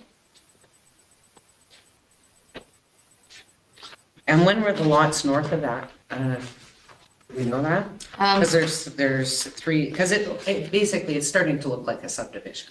Yes, so that is a separate property, Okay. which is why it wasn't kind of considered as part of this. That's actually, we just dealt with Farm. those. Okay. That's one of those 3 lots that we were looking at there. So that past practice of the limit of 3, sorry. It does not include retained when we have the 3? Correct. Okay. Any other questions or comments? Do you see Oh, sorry. Roger? Okay, we're good. Roger, all good? So all in favor? Jonathan? All right, Carrie? Right. Last one of the evening. So, this is also a familiar one. So it is moved by Campbell Anderson and seconded by Kathleen Marchand. It is the decision of the Committee of Adjustment to approve a variance application made by Richard Penderbury and Nina Feuerherdt to amend Resolution 2024-100 to reduce the rear yard setback from 7.5 meters to 4 meters for the following reasons. It meets the general intent and purpose of the official plan and zoning bylaw. The variance is considered desirable for the appropriate development of the property, and in the opinion of the committee, this variance is minor in nature. So this application was initially brought to the committee. Sorry, I'm just trying to share my screen and it's glitching here.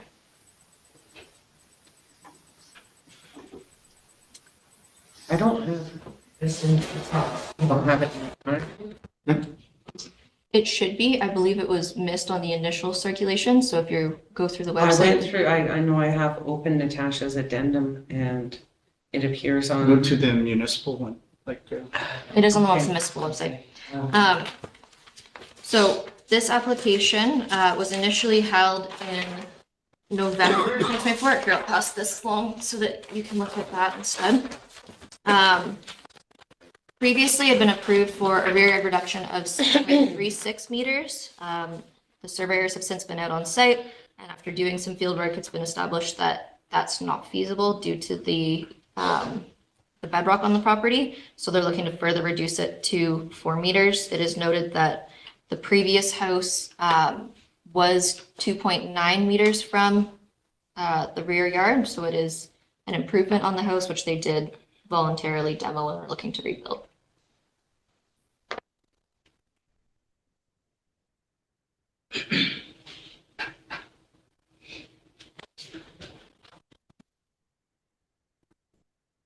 Any questions, concerns, or comments? Essentially, this is something that we've already approved at one point, but now we just need to, they're asking for a little bit more. Yes, so it was previously approved at 6.4 meters, and now they're looking to go to 4 meters. Mr. Chair? Yeah, Can go you- ahead, Mr. John. Or Samantha, can you highlight where that rear yard is on the plan? I can't see it. Yeah, sorry, it's a bit difficult here. So they've put the old house under the new house. Okay. So My computer's on Oh, power right saver, so it's there. going a bit slower. So Okay. right there is now 4 meter setback, and then right Okay. here from that line is where you can see where the existing house kind of jutted out. So that's what the previous house's rear yard setback was. Yeah, now I remember. I think because there's no house near at the back, right? There's nothing behind the house there? No. No, it's all Okay, uh, I'm good. Okay. Any other questions? Concerns? Don? Yeah, and we also fixed the side yard too because of the eaves. So we've actually pushed it over a little bit because he did ask for 1.2 to the foundation, but with eaves, you have to have a meter from the property line. So we moved over the house towards the I'm gonna say to the north. Okay. Any other concerns? Seeing none, all in favor? Carried. all right, last one here. It is moved by Kathleen Rochon, seconded by Campbell Anderson. Be it resolved that the Committee of Adjustment held on April 8th be adjourned to May 13th. All in favor? Does that work for everyone? Carried. Carried. Thank you. Woohoo. Thank you, everyone. Good night. Have a good night. Good night.